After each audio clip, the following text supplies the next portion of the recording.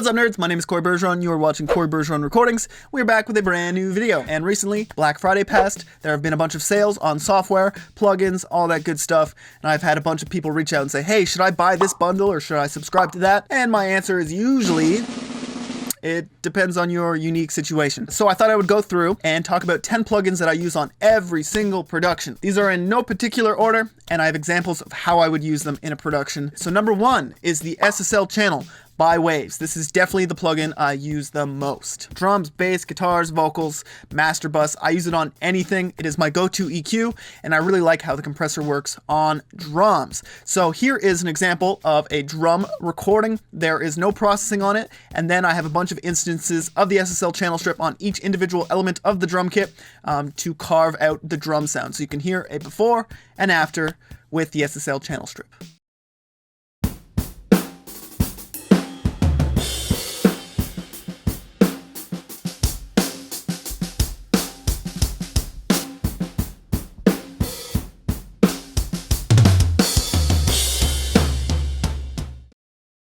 Okay, number two is the Virtual Mix Rack by Slate. Now this plugin is unfair because it does just about everything. It has multiple compressors, multiple EQs, different distortions, gates, console emulation, etc. So I took a handful of elements from a production and I did a before and after of how I would use this plugin to treat different elements within a production. Here we go.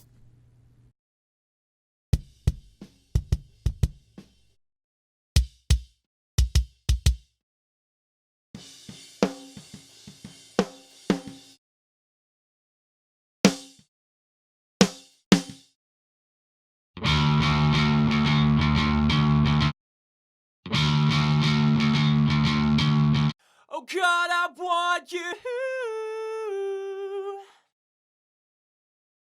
Oh God, I want you. Pretty cool. So number three is the CLA 76 by Waves. It is an 1176 emulation plugin. It has the Chris Lord-Alge name on it. Now I have a million different 1176 emulations as well as a real 1176, but I tend to go towards this one just because it's super simple, doesn't use very much processing, and it sounds good. So I have an example here of a vocal recording that has no compression on the way in, and I'm using two different instances of the CLA 76, one to tame the transients and then two to really dig in on it and sit where I want in a mix. So here we go. CLA 76 on vocals. I'm not who I used to be. Passing days, my changing age have swayed how I see. I'm not who I used to be. Passing days, my changing age have swayed how I see. Okay, number four is the SSL Comp by Waves. Now this is a master bus compressor that I use on every single one of my mixes. I use the exact same settings. I use the slowest attack, fastest release, 4:1 ratio, and I adjust the threshold depending on the input of the mix, and I adjust the output as well. For me, this plugin does exactly what it needs to do. It glues together a mix, kind of gives you that nice pump with the drums, gets everything working together, and a little bit goes a long way. So this is how I would use the SSL Comp in context with an entire mix.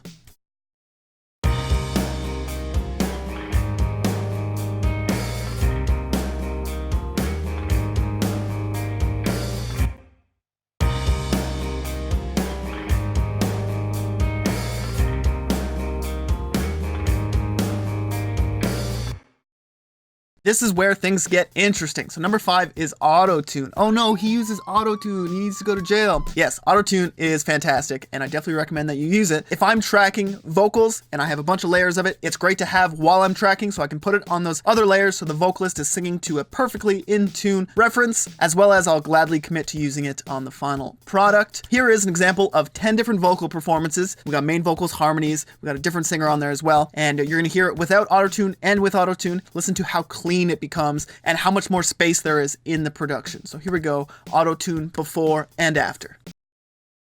I never said they meant something. I never said they meant nothing, though. I never said they meant something. I never said they meant nothing, though. I never said they meant something. I never said they meant nothing, though. I never said they meant something. I never said they meant nothing, though.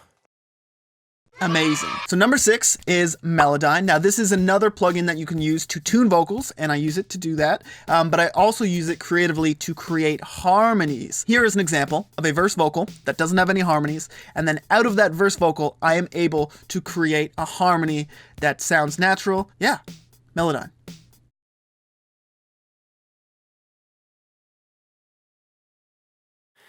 This dissonance pushes limits. I'm not happy, nobody's happy.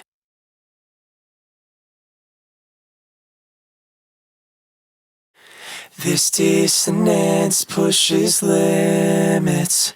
I'm not happy, nobody's happy.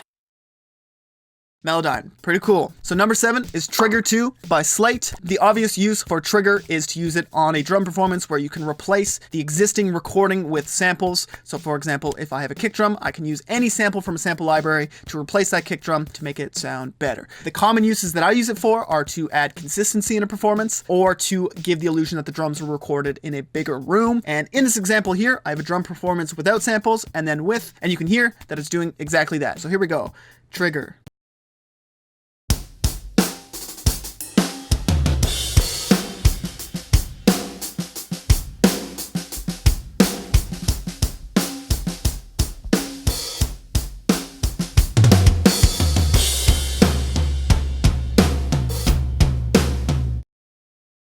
Okay, so number 8, this is VocAlign Project. This plugin is worth every single penny. Go buy it now, go buy it now, go buy it now. What this plugin does is, let's say you have a main vocal and you have a harmony. Now you want those to be in time. You can go through and you can click manually. You can take 5 minutes to get that vocal totally lined up. Or in a matter of seconds, you can open up VocAlign and with a couple clicks of the mouse, you can get both those vocals locked in. So in front of me, I have like 10 different vocal performances that are all supposed to be in time. But because we're human, there's natural variations between all of them. There's also 2 different singers involved in this. And you're going to see how fast I can take all of those vocals and get them all locked in totally in time. And you're also going to hear the difference. So here we go. VocAlign. I never said they meant something. I never said they meant nothing, though. I never said they meant something. I never said they meant nothing, though.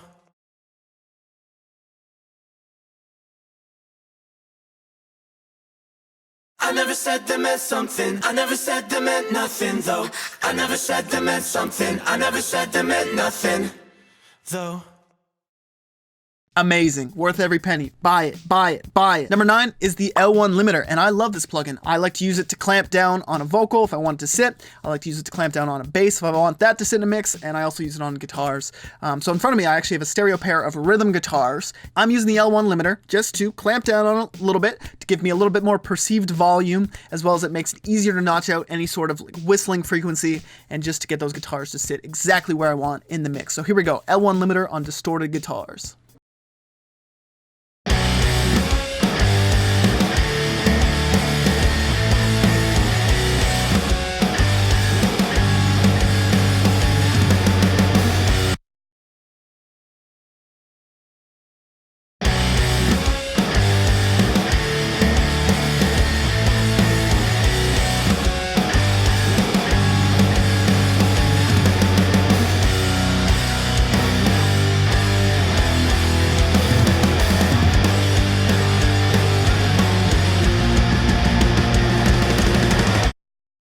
Okay, last but not least, we have number 10, and that is the C1 Comp sidechain by Waves. And this is like a single band compressor. So it focuses on just a single band of frequencies to compress. I use this on vocals all the time.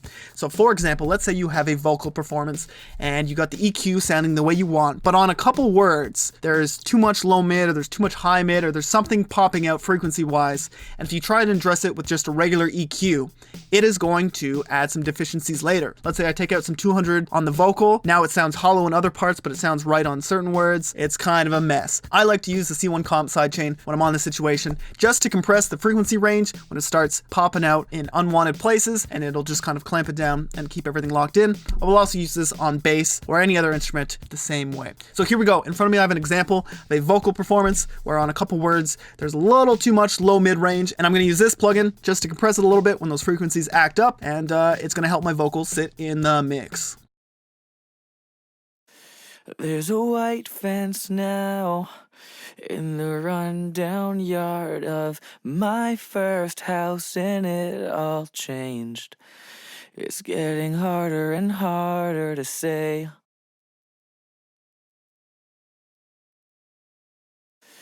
There's a white fence now in the rundown yard of my first house, and it all changed. It's getting harder and harder to say. Okay, so there we go. Those are 10 plugins. Again, they were in no order that I use on every single production. They're my go-to tools. They work for me. So let me know in the comment section down below if there are any plugins that you can't live without, or if there's anything you saw me do in this video that you thought was interesting. Thank you very much for watching. My name is Corey Bergeron. Like, comment, subscribe, all those things, and I will see you in the next video. Create more, create more, create more.